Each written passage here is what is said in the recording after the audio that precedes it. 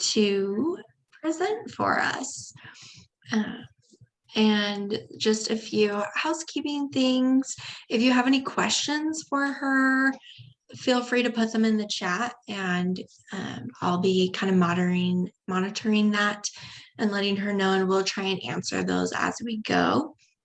And then if you are looking to get the completion certificate for this, that will come at the end. We'll have the QR code for that so that you guys can all complete that. So without further ado, I will turn our time over to Deborah. Great. Thank you so much, Savannah. All right. So we are going to be talking a lot today about stress, burnout, and self-care, and how to kind of manage that in the world that we currently live in, with everything changing so much. Just a kind of quick overview of what the plan is for today. So we're going to start out talking about kind of the science behind stress and like what really is happening in our bodies and in our brains when we are experiencing stress. And then talking about how to manage both burnout and stress, because they're tied so closely together. We're going to kind of pull them together and talk about managing those. And then we'll get to the self-care piece and how to manage self-care in a way that doesn't feel overwhelming or scary, because that's been such a hot topic, I feel like, with the past year and a half, with everything going on with the pandemic and various quarantines and shutdowns. And we've talked a lot about it, but it can be such an kind of mystical term, I feel like. And so trying to like bring it back and making it simpler for all of us to live in our own world, and like how to really manage that self-care piece. So before we get started, I just want you to take a minute to kind of check in with yourself. How are you feeling right now? What is it that from this session that you want to get out of it? I think this is an important piece when you go into professional development settings, to take that deep breath at the beginning and say, check in with yourself about your emotions and your feelings, but also what is your goal to get out of this session? And I find that can really help you get the most out of the session. So if everyone wants to just take a quick second and kind of think that through for yourself, and then we'll go ahead and get started.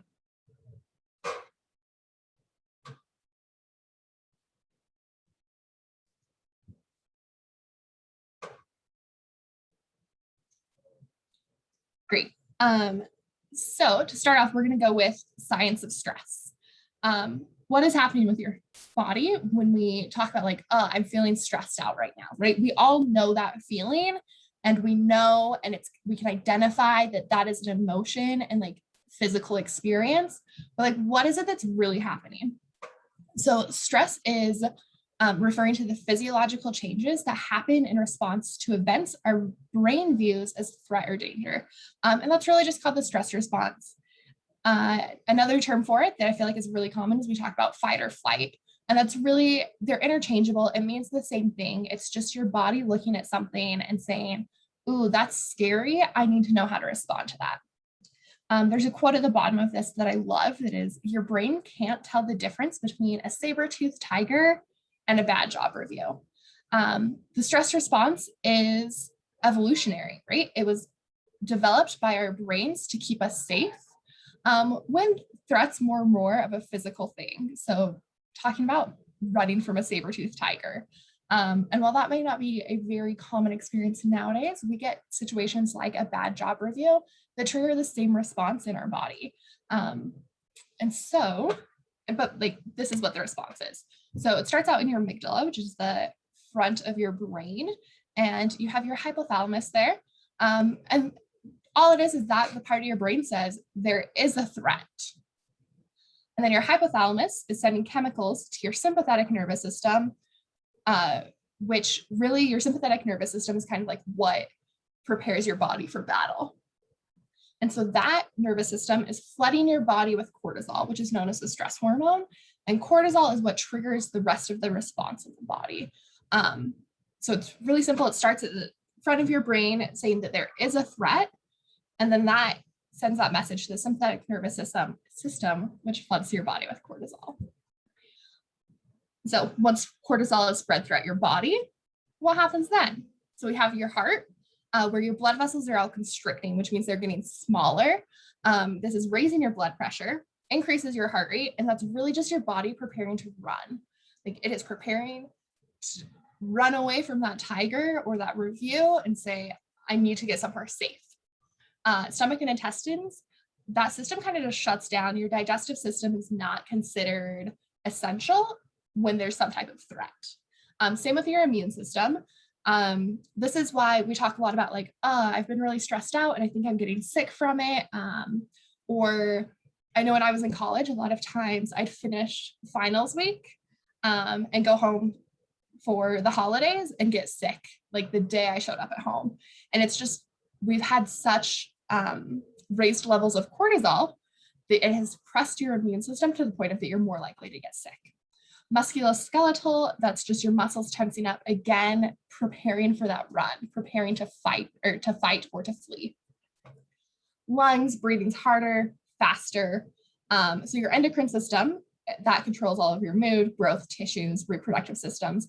Again, those are considered non-essential. And so your body is pulling all of the energy away from that to prepare your body to fight. Blood sugar, your glucose is going to spike because that is the easiest thing for your body to process as energy when you're in like a stressed out state. So your blood sugar will spike with this response. And it's just your body preparing for that fight or flight.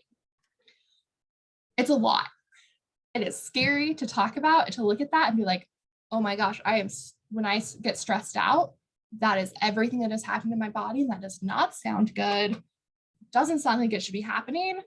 But I feel like there's the good news here is your body is designed to deal with this, right? It is a stress response is evolutionary. Your body developed it to keep you safe. And so it's designed. We just don't want to be triggering that in your body all of the time, right? We need to be able to bring your body back down to that base level. And that's where the stress management comes in. I know we just went through a lot of science. I find it really helpful to know exactly what it is that's happening in my body or in my brain when I get like my stress response triggered. So that's why we're going through that. I hope it was helpful. But again, don't get too caught up on that if it's not your thing. We're going to talk more about managing stress, and that's really going to be like the focus where we want to be. Okay, so some notes on stress. Stress can be positive. It helps us what helps us stay alert, focused, and motivated. Stress is what motivates you to meet deadlines at work. Stress is what motivates you to get all of your, when someone's coming over and you want to like get everything cleaned up, it's gonna motivate you to finish whatever it is that you want to. So it can be really positive. It's a safety measure. It is us looking at our environment and identifying threats. They can be mental, they can be physical, but it's identifying those threats to our well-being. And then the pressure subsides, right? As the threat goes away, your body comes back to that base level where we want to keep it as much as possible. And then really it's just that the problems are coming up when we are experiencing stress too often or for too long. I think it's right. We all know when we've been really stressed out for an extended period of time, how that like impacts you more physically and mentally in a negative way, rather than if you're just stressed out for a short period of time. Okay, tied in very closely to stress when it comes to work for me is burnout. So we're going to talk about some signs of burnout. And then we're going to come back to stress a little bit and kind of talk about using the two, using burnout and stress kind of cohesively and how you can really manage both of those. Some signs of burnout: loss of motivation. When you are looking at something and you know that you have things to finish and you just can't get started. Feeling trapped or defeated. This is one that I recognize a lot in myself, especially this past year with COVID. there were a lot of times where I felt like I didn't have any control on what was happening around me. And I felt like I knew the job that I wanted to do, but I felt like I didn't have the space to do it because there was so much out of kind of my control, just with everything going on. And that really led to like burnout for me throughout the pandemic. That feeling like kind of trapped and stuck, being preoccupied. Are you trying to focus on one thing, but you're unable to because there's so many other things going on around you or in your brain, that you can't focus on the task at hand? Fatigue. Are you tired mentally, physically, sleeping a whole lot, or a lot of times it's unable to sleep or not getting high quality sleep kind of is a good indicator. What about mental fatigue? This is, feeling like you're losing track of your thoughts a lot, not able to finish sentences and like follow through with that mental thought process. Poor concentration. When you start something, are you able to kind of like focus on it and finish through to the end? These are all signs that like maybe you're getting burnt out. There's so many other signs if we wanted to talk about it. Burnout is such a unique experience for each person. I think it's really important to remember that what I'm putting on this page is maybe the things that I thought were the most important, but it may not be what your experience is as far as burnout goes. So recognizing and kind of checking in with yourself is really important as far as burnout and stress goes. There is a link here that will be going out after this on, it's just like a self-assessment for burnout. I find it really helpful to do things like this to be able to get kind of an objective opinion.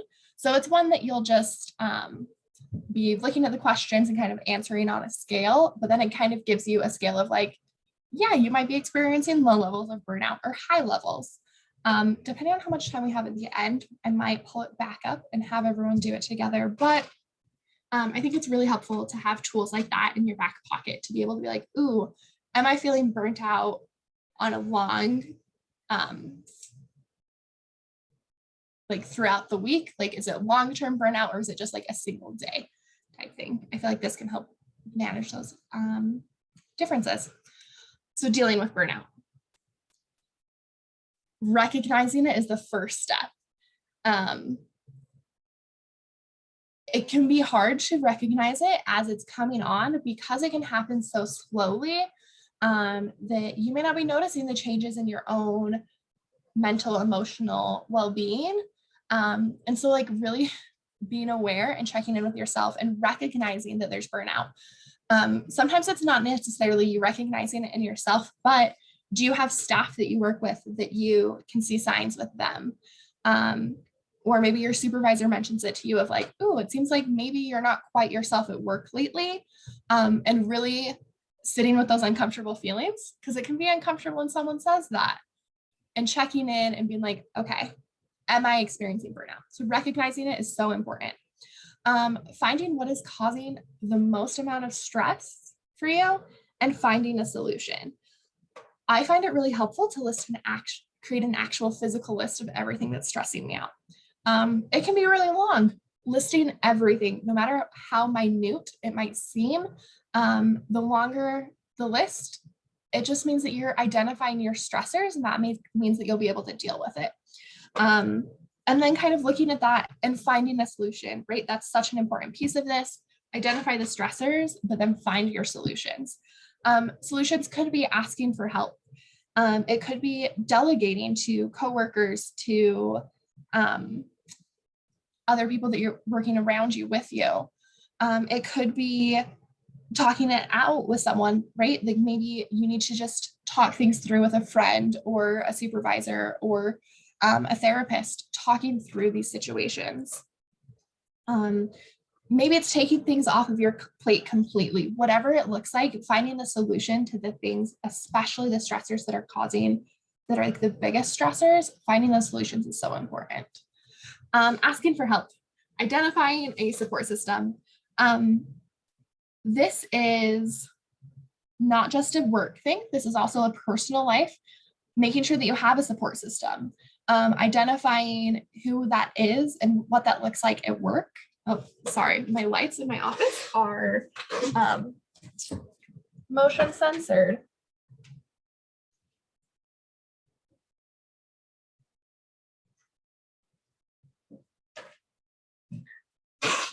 It's a really great indicator though of when I've just been sitting at my desk too long and not moving is when the lights just turn off on me. Anyway, so identifying your support system, making sure you have one in your personal life. Do you have friends? Do you have family? Do you have a partner? People that are there to support you in that aspect of life. And then also identifying your support system as it pertains to work. Do you have your supervisor that you can go to for help?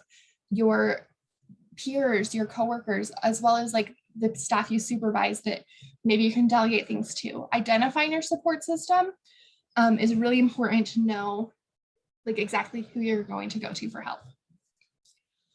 Creating a work-life balance. I find the phrase creating work-life balance a lot more helpful than when we say finding one, because this is not something that you are just going to stumble upon and find one day. You have to be more, you have to do it purposefully. And I think it's really important.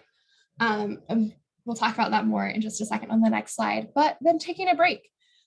This can look like taking a break in the moment, taking a 5-minute walk away from your desk, taking a day off for mental health, or taking a couple days off and taking a vacation. I find the analogy, there's lily pads across the pond, really helpful to look at it of there's a lot going on and we have like our pond of like our life and using lily pads to kind of like get to the next thing. And sometimes our pond is really small and like we just need those small leaps of like a 5-minute break because everything is manageable and contained. And sometimes it can be a really large pond and it feels like it's overflowing or, you know, more stressed out, overwhelmed. And that's when we need to make sure that we have that next thing that we're looking forward to, that next break, to give you something like positive to focus on. Do you have a vacation coming up that can help you get through a little bit of a hard time at work? Things like that. So recognizing that it's okay and we all need breaks. Small ones throughout the day as well as like larger ones throughout time. Okay, so creating your work-life balance. I have this separated a little bit into 2 categories. One is for things you can do at work to create this balance, and then the other is things you can do at home to create this balance. So at work, having set work hours and sticking to them. I know a lot of the work that we do is there's kind of weird hours that we're working later into the evenings based on events with families. And, you know, what if we're missing emails because we're focused on what's going on in program? But having your set time that like, this is when I'm working and when I'm not clocked in or I'm not physically at work, however you want to create that definition, letting yourself be present in whatever the other moments are in your life. It can be a hard one, but it's so important to be able to set those work hours and set those boundaries and keep to it. If you are constantly checking your work email or work phone or what have you, when you are trying to be focused on other things at work or other things at home, you're not going to find that balance because you're never being able to turn off the part of your brain that is focused on work.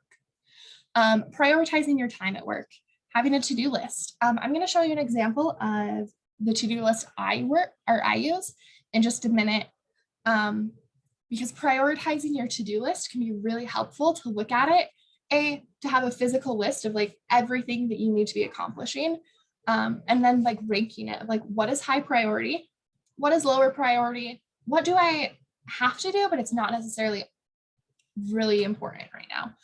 Creating those different categories to really prioritize your time and make sure you're utilizing your time to the best when you're at work. And we're again back to take a break. We're working long days, long hours. There's a lot going on. Being able to take up that 5-minute break, get some water, take a break, and make sure you're feeding yourself throughout the day. All of these things that you need to do to like set yourself up for success while you're at work are really important. And then when you're at home, unplug. This can look like unplugging completely from technology or unplugging from work. So this goes back to like setting those work hours, but allowing, you don't always have to be available.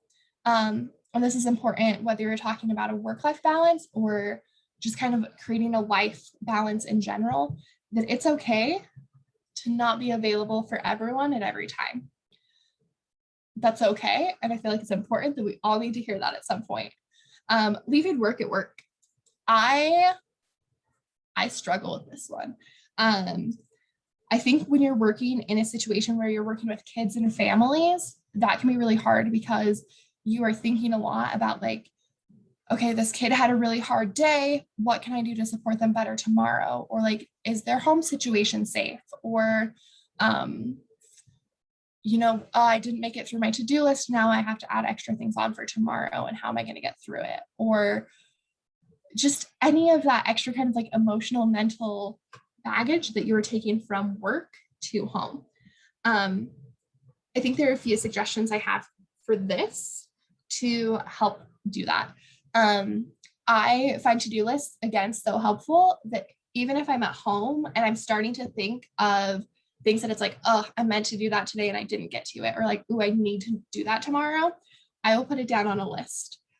Whether it's in the like notes app of my phone or a physical to-do list, putting it down somewhere and being like, okay, I acknowledge that this is a thing that I need to get done and I want to get done, and I'm going to write it down here so I don't forget. And so I have it written down and I'm not going to forget it, but this is not the time for me to be worried about it. And then anytime if it comes back up into my mind, it's being like, ooh, I have to set that aside for now because I'm not at work. So I can't solve that, but it's written down so I'm not going to forget it. It's really helpful to me to be able to create that separation of like when I have the tasks running through my mind that I want to accomplish. As far as like the emotional baggage we carry, again, writing it down is really helpful, of having just a blank piece of paper and writing down everything about your day of like, here are the things that I'm worried about, the kids that I'm worried about, the families that I'm worried about, the staff that I'm maybe concerned about, and putting it all down in one spot and like acknowledging your emotions and your feelings as far as that goes.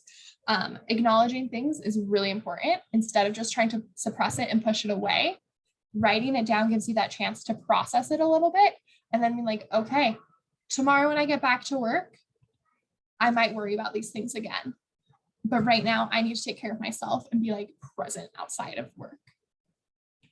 And then planning times for things you enjoy. It's so important when you are outside of work to have things that you're looking forward to. This can be, a day trip on the weekend or a hiking trip, or maybe an evening out with friends. But having that moment of like, this is really something that I'm going to do because I want to do it and it'll help me feel better. Planning for things you enjoy. It can be really hard, especially if you're starting to feel stressed or burnt out, to want to push that aside and be like, I'm really tired today. I don't want to go see people. I don't want to socialize. And kind of like checking in with yourself and being like, okay, is it that I'm tired and I don't want to socialize? Or am I starting to get burnt out? And socializing with these people is really going to help me refill my bucket a little bit. And finding and checking in and not making excuses of like, ooh, I'm really tired from work, I'm just going to cancel things, and holding yourself to that. So planning the time for it and then following through as well. Okay, so talking a little bit about creating a work-life balance, kind of going back to how to manage this day-to-day stress of work. So managing our stress, and a lot of this is also tied very closely into how to help manage burnout.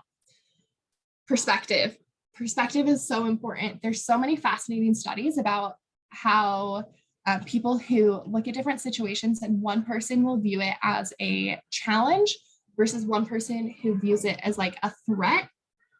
And the person who is viewing situations as a challenge and a way to grow tend to handle hard situations better. So if you're looking at something and you're like, this is really difficult for me right now, kind of trying to switch your perspective around of like, ooh, this is a really great time for me to grow. This is a really great time for me to learn new skills, and kind of checking in on that perspective for yourself. Locus of control, kind of a jargony word. However, this is the degree to which you believe either yourself or external factors have control over outcomes in your life. So we have internal versus external. If you have a really internal, strong locus of control, that means you look at a situation and you believe that you have control. Everything is the way it is because of who you are, and you can manage and affect the things around you. If you have a really external locus of control, that's kind of it is what it is. Everything is just kind of happenstance, and you're just kind of riding the waves. So an internal locus of control is linked to better dealing with stress, because you're feeling more capable of controlling the things in your life and around you. So kind of checking in of like, what is it that you have control over in this situation? And if you don't have a lot of control in this situation, what do you have control over? Ways you can help develop an internal locus of control is, like I said, focusing on what you can control, turning criticisms into growth opportunities. So again, it's that perspective piece of if you are getting some type of criticism, whether it's from yourself, because I know we're all our own biggest critics, or an external piece of criticism, trying to turn that into a growth opportunity of like, ooh, you're right, I messed that up, but I'll do better next time because now I know better. Or, I feel like I am not accomplishing what I want to, but kind of looking at everything you are accomplishing. So creating that criticism into growth. And then seeking support. I think it's fascinating, and that this is one of the ways that you create the internal sense of control is by seeking support, because the people around you have control of different things than you have control over. So if you're looking at everything you have control over and then you ask for support, you're extending the control you have. Does that make sense? Of like, then you have someone in your corner who has more control than you do. And then self-efficacy is an individual's belief in their capacity to execute behaviors necessary to produce specific performance attainments. So this is really just looking at it. Do you believe that you can do what needs to be done to get the outcome that you want? Do you believe that you have the skills, the knowledge necessary to succeed? Again, tied really highly with like being able to manage stress. Again, with being turning that into like those growth opportunities. Do you believe that you already have the skills, or do you believe that you'll be able to like gain those skills? Really important. And then managing stress as far as rest goes. We need physical rest and we need emotional rest. Physical, so we talked about our fight or flight, but to return to that baseline is our body goes into something we call rest and digest. So it's kind of going back into that balanced level of that baseline of like, okay, all of the systems that our body was shutting down because we were starting to trigger the stress response, everything is starting back up and we're just kind of like cruising. We need to get to that back to that physical baseline in order for our brain and body to like heal, right? We got to lower those cortisol levels, be able to kind of like get it out of your system to get to that. And then emotional, back to that cortisol piece, is that's what is keeping you at the elevated levels of stress. And so being able to find those moments of emotional rest, whether it's through meditation, whether it's through exercise, will bring you back down to that baseline. Nutrition. Your body needs to be fed, and I am not here to tell you how to feed your body and to say you need to feed your body properly and you need to eat vegetables, because we all know that, right? Like we know how to feed our body and like what our body needs. However, I'm here to say it is more important to fuel your body with what you are at that point capable of feeding yourself. Because there are days that sometimes you can't manage making or eating a salad or like cooking a dinner. And all you can manage is you're like, I can stop at McDonald's on the way home, so I eat dinner. And that is more important to eat dinner than to necessarily have like the quote unquote perfect meal. Nutrition, feed your body. It is so important. Your body does so much for you and it needs to be fed. Exercise. There's two types of exercise that I'm going to talk about, vigorous versus gentle. So vigorous exercise, think of cardio, or like heavy weightlifting that you're getting your heart rate up, you are moving your body a lot. And then gentle, which I think more of like yoga, that like stretching, that cool down, going for a walk, that it's like moving your body, but in a more gentle way. These both are very important for your body's stress response. So when you exercise at a vigorous rate, you are actually triggering the same response as the stress response. Your body kind of starts to go into that fight or flight mode. But it does it in a healthier way that trains your body how to activate that system and then how to like deactivate it. So if you go for a run, your body is saying, ooh, we're starting to get stressed out, right? We're running from something, and we'll bring it up a little bit. But since there's not a threat, it's bringing down that emotional piece. And it really is just training your body to better utilize and more efficiently utilize that stress response. And then gentle exercise is really what is helping you lower your cortisol levels. It is what is helping you bring that back to baseline, which is why a lot of times if you're stressed out, people recommend yoga, meditation, kind of that repetitive, gentle stretching, to help lower your cortisol and like bring you back to that baseline really well. And then positivity. We know this with working with kids, right? We say that we should giving like 3 positives to every negative. That like if you have to correct a behavior in a child, then you should be like then finding ways to give them compliments and like encouraging good behavior. It's the same thing with yourself. We need to be having about a 3-to-1 positive to negative situation. Even micro positive moments count. So this could be like smiling at someone as you're going for a walk that day, or maybe someone, when you were like driving home, they like let you exit the parking lot. That's always one of my favorite, is like when there's traffic and like that person is just super kind and like lets you get into traffic. But absorbing the positive around you and training your brain to really recognize that positive moments, and then balancing it out of like, ooh, I had a really bad day, but here were all the positive things. I think managing stress overall, I find it really interesting because if a kid comes to me and is having a bad day, some of the first things I'll ask them is like, did you eat breakfast today? Do you need to go for a walk and just get a drink of water really quick? Have you taken some deep breaths? And it is like, that is the first thing I say to kids when they're struggling. But I don't do that with myself. And I think we're all kind of that same way, right? Like we want to take care of other people and we want to make sure that everyone else is doing well, but also remembering that like you are a person too, and you need to be doing that with yourself as well. So did you eat breakfast today? Have you been drinking water? Do you need to take deep breaths and like allowing yourself that same kindness that you are showing to other people? Okay, we're going to get into the piece all about self-care. This is a definition of self-care that I have it's kind of a hybrid of a lot of different definitions of it that I had found that kind of created the definition that I want. So self-care is a part of daily living. It is everything you deliberately do for your mental, emotional, and physical well-being.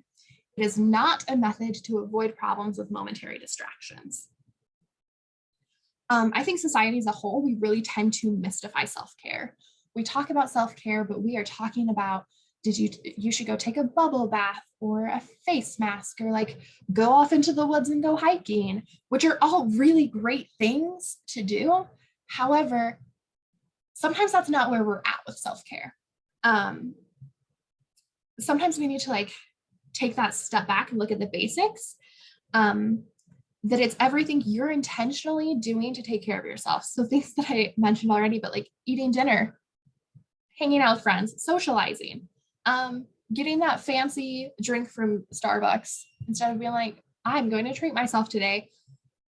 Just sitting outside and existing in the sunshine. All of these things that we're probably already doing, and allowing yourself to acknowledge that that is a piece of self-care that is so important. It helps to look at it to be like, I'm already succeeding in self-care. I am already doing all of these things. I have had water today. I ate breakfast, and looking at those positive things and then be like, okay, what else can I add in to really help like boost it up, instead of trying to start from like, ooh, I'm not doing any self-care, so we're starting at ground zero. Yeah. So I think it's really helpful to start with a list of everything you already do for yourself. And I think I would highly encourage you, if you're taking notes on this, to like maybe list out some things off to the side of like, what do you do daily to take care of yourself that you could then build on. Okay. I think, and then a quick thing, sorry, just to go back, is it's not a method to avoid problems with momentary distractions. It can be kind of uncomfortable to hear that the first time, but I also think it's like comforting that you're not trying to avoid things when you're talking about self-care. It's not a thing that just exists within a moment. It's how you're just really treating yourself throughout the day, throughout the week, to really take care. Okay, so why more self-care? So I just told you that you're already doing self-care through basic things in your life. So why more? Why more? You can't be last on your to-do list. You just can't. You're going to get burnt out, and you're not going to be able to do the things that you want to. It also really helps you maintain a healthy relationship with yourself. And then you get to pass those good feelings on to other people. So we talked about those like micro positive moments with strangers, that if you are having a good day, then you can pass those on to other people, and help like boost their ratio of positive to negative. Self-care is also helping you be the best version of yourself, right? We all want to show up to work and be like our best person for the day. We want to be able to look at it and be like, yes, look at all of these things that I can accomplish, that I am capable of doing. And this is really going to help you get there. And it's not selfish. It's so important to remember that like you are a human who has needs, who has mental, emotional, physical needs that you need to take care of so that you can really thrive, because you deserve to thrive, not just survive. Okay, so we're going to talk about now why self-care important. Like, how do we do that? I'm not right now going to just list off a bunch of activities to do for self-care. I'm going to give you a minute to do that for yourself, but this is going to be kind of like the broader sense of things that you can do. Okay, so first off, everything we'd already previously mentioned about like your daily tasks, right? All of that. And then identifying the things that matter to you. What is it in your life that you want more of? What is it that you really value? Knowing your values and the things that are very important to you are going to help you know what you want to put first in your life and focus on and prioritize. Focusing on gratitude. There's so much research done on how focusing on things that you're grateful for can change your mindset and increase your well-being. It really increases resilience, as well as strengthening social relationships and decreases stress and depression. It kind of goes back to when you talked about stress and that perspective pieces of it, of like, ooh, instead of focusing on the negative, looking at that positive things of like, I am grateful for this opportunity to grow, or grateful for this opportunity to learn new skills. That can be hard and cheesy to say, but like if you can really shift your perspective, it can be really powerful with that. Learning to say no. Stop saying yes to things that don't matter to you. You only have so much energy, physical and emotional. And if you are spending that on things that aren't important to you, you're not going to have time for the things that you really want to do and want to accomplish. If you don't have space for the mental, emotional capacity of something, saying no to it is really okay and is really important, because you can put yourself first, and that's okay. We talked about kind of like stress and how we don't want to like keep it elevated really high. And if you're saying yes to everything, you're going to elevate your stress levels without giving yourself a chance to rest and focus on what you want to do. And on the flip side of that, saying yes to things that make you happy. However simple it might be, making time for reading, running, your friends, your family, cooking, baking. The things that make you happy are the things you should really be saying yes to. And if you still have that mental, emotional capacity beyond that, maybe saying things that aren't as important, but maybe they're important to the people around you. Say yes to those things, but don't overstretch yourself to try and please someone else. Having a plan and setting goals. We're going to go over a little bit on tools and then how to create a plan for self-care in just a minute. But having that plan and setting goals and then reevaluating that as needed, whether on a daily, weekly, monthly basis, being able to look at it and be like, okay, this worked really well to help me manage my stress. This didn't work so well. And being able to reevaluate and adjust things. I have some tools for you in just a second. They kind of have that evaluation piece built into it to hopefully help with that too. Okay, so we're going to talk about tools and like building your own self-care kit. And I'm going to go through all of these in just a minute. But before we get there, I want everyone to take the next like minute and a half, 2 minutes, and just do a brain dump. Everything that you have, that you do, that is important to you, that helps you feel calm, taken care of, or brings you joy. I just want you to list it out. Whether you have a piece of paper and you're creating a physical list, or are you typing it in notes in your phone, but it should be an actual list that you can refer to in a minute. If you run out of things to be on that list, feel free to start another one of things that like you want more of in your life. So here's everything that brings you joy, but also like, here's what you want more of in your life. If you want to list any highlights in the chat to help like each other build ideas, feel free to do that. But I'm going to go ahead and let's give it like a minute and a half and let everyone go through and list that really quick. And I will talk to you all in just a minute.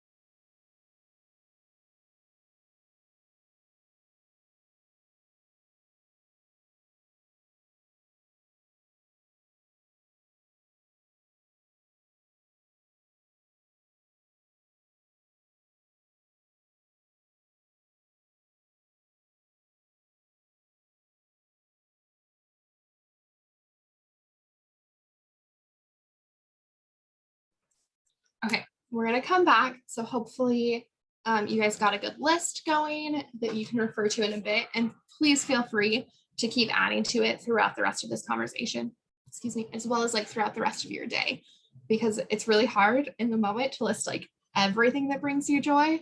So like as things come up, add it to your list. Okay. Here's some tools. So Holly is going to send out a follow-up email with the slides and some other resources, but we're going to have these will be linked on there. So first up, tool is called a practice of self. So that's this one that has the shapes on it and like the cool sunset in the background. I like to refer to this kind of as like a self-care bingo.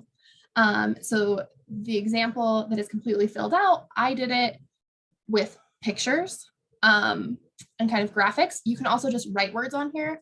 Any of these tools are really nice to like print out. And if you have a laminator, just laminate them and then use like a dry erase marker that you can kind of edit things as you go. But it's each square or each space on here is going to be something that brings you joy or something that you want more of in your life. And then down at the bottom, there's a space to set a goal. So the example is like, get 2 bingos this month, but you could do it on a weekly basis of like, I want to get a bingo every week, or I want to do it throughout the month type deal, right? Blackout for the month. But it just has a lot of, I love the simplicity and like adaptability of this one, that you can put whatever you want on there. I put pictures, and so it really helps me kind of like visualize what I wanted to be doing. But also if you just want to write like single words on there, it's really great. And then this one is kind of a goal setting sheet. So it's meant to be like a month. So you could pick your month, and then each week you get to set 3 goals, and then kind of like throughout the week, check mark off if you did them. And then like the aim would be to get to 5. I really like this, like a goal setting sheet, so that you can kind of separate it in different aspects of your life, right? So you might set like a work goal, a like exercise goal, and an emotional well-being goal. That like each kind of thing, it's so adaptable for your week to be able to be like, hey, I know that I have a lot going on this week. And there's a lot with work and that, and I want to make sure that I'm not letting like my social life kind of get pushed aside, because I know that brings me joy. So like your goal might be like, I'm going to talk to someone 5 days this week, whether we can meet up in person or whether I'm calling a friend or FaceTiming someone, setting that goal of like, this is going to be good for my mental health. So I'm going to add that. I really like the adaptability of being able to set 3 goals in different parts of my life for this. And then over here on the end is a to-do list. I talked a little bit about like being able to prioritize your to-do list. I reached a point this past like spring where I was getting really overwhelmed with my list, that I just had it on a piece of paper and I was adding to it every day, and it was not serving me well. So I designed my own to-do list because I couldn't find one that I wanted. And so it gives me the chance to put high priority tasks up here, low priority tasks down here, and I call it future me problems of, I need to put this down so I don't forget it, but it's not important right now. And then there's a space for intentions, because I think that helps me focus on like having a better day. This today, I really want to focus on like recognizing the positive things in my life, or maybe my intention is just drink more water, whatever it needs to be. But I like that each of these has that reflection piece built into it. So the evaluation of today's to-do list, okay, I can look at that the next morning and say, what went well? What do I need to work on? What do I need to like shift tasks around? Looking at the goals, it's reevaluating every single week of like, okay, last week I didn't do well on this goal, so I'm going to carry it over because I want to do better. Or I did really well on this one, and maybe it's not something I'm really struggling with as much as I thought it was. And then practice of self, I think of that one more as like a monthly overview.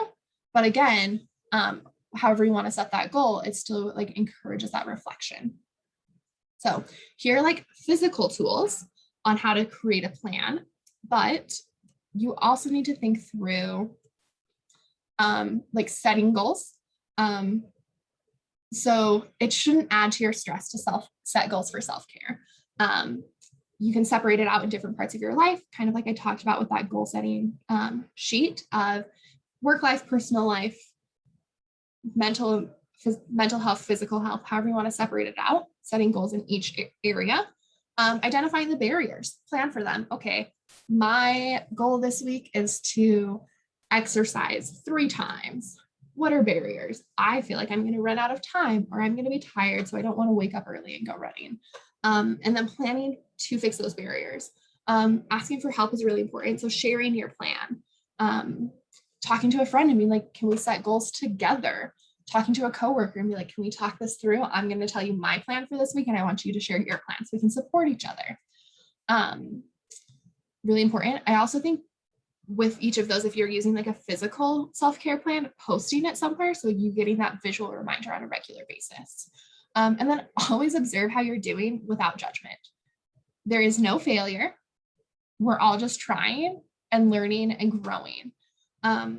Being able to look at that reflection piece and not being like beating yourself up over like, I didn't do enough, or I should have done more. Being able to observe it and yourself without judgment. Okay. Some tools that are less tangible, however, just as important. Immediate tools for when you're feeling stressed. I use these a lot with kids. I've used them with staff. I've used them with myself. Taking deep breaths, breathing out for twice as long as you were breathing in. So taking like a shorter breath in, exhaling for longer is really helping your brain process of like, ooh, if I'm taking deep breaths, if I have the time and mental capacity to take deep breaths, I must not be in as much danger as I thought I was. Helps you calm down. Connecting to senses, the 5, 4, 3, 2, 1 exercise of 5 things you can see, 4 things you can hear, 3 things you can feel, 2 things you can, oh, now I'm going to forget my 5 senses. 1 thing you can taste, but tying that in of like really becoming aware and focused on your environment around you. Again, asking yourself, are all of your physical needs met? Is there something that you need to do to take care of yourself in that moment? And then taking a walk, stretching, kind of taking that break. And then other tools, thinking of physical tools, do you have the items to do your favorite activities? Mental, emotional tools, do you have the skills to deal with things when they come up? Do you have the support system, tying in social tools, both personal and at work? So kind of checking in with yourself right now. We're running out of time, but do you have these tools? And if you don't, how can you work on getting them? Do you need to, is there something you really enjoy doing that you need to get something physical so that you can do that? Or do you need to like write down your support system of like who in my life is my personal support system and who's my like work support system? And then have a plan. We've kind of talked through how to create a self-care plan, but also this piece of like what to do when things get hard. When you are struggling a little bit and like when it's a little bit extra difficult, like what is the plan there? And then evaluating the plan and kind of looking at what can you do better? How can you better support yourself? What is it that you really need this week, this month? Because everything changes on an ongoing basis. Okay. This is kind of tied into the, do you have a plan when things are hard? Because sometimes self-care isn't enough. And that's okay. Sometimes it's not burnout that you're experiencing. Sometimes it might be another type of mental health experience, whether it's a mental illness, whether it's mental health crisis. You might be experiencing something else that self-care isn't going to fix.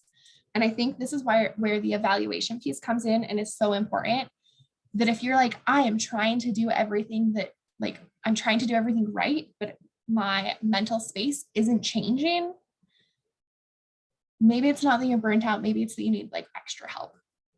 So here's some experience or some resources here. Utah Warm Line, Utah Crisis Line. So Warm Line is if you're not in crisis at the moment, but like need someone to talk things through with a little bit. Crisis Line means that like someone's in danger. Help Utah app is a great resource in the App Store to be able to also share with youth in your life that like you can text a counselor. Check in with your work. Do you have an employee assistance program? A lot of times it's for short-term counseling, but they can help you refer to places if you need like a longer-term counseling. And then again, this link will go out at the bottom with the follow-up resources. But finding a therapist within your community who shares your identities and can help you work through whatever might be going on is such a valuable experience, and one worth exploring. Okay. And then just at the end of the day, you have a very important job, but you are more than a job, and you need to treat yourself like that. You are worth so much more than your job. You have value as a person and as a human, and deserve to like take care of yourself as well. On that note, I think we're right at 1 o'clock. So I'm going to move on to this slide. And Savannah or Holly, I don't know if you want to talk about this, or yeah. Yeah, so this is the certificate of participation. You can scan the QR code with your phone and do the quick exit survey, and then you'll receive your certificate of completion for your time here. And then on the next slide, we have the schedule for the next upcoming webinars. We have 3 more this summer. We hope everyone can make it. Our next one will be July 20th about answering sensitive questions. Does anyone have any questions about any of that, or any additional questions for Deborah? Great. Well, thank you, everybody. We really appreciate everyone coming, and we really appreciate Deborah. I really enjoyed what you had to say. I have pages of great inspiring notes, and I'm excited to kind of think through my own self-care tools. So thank you again for coming and sharing this with us. Yeah. Thanks so much.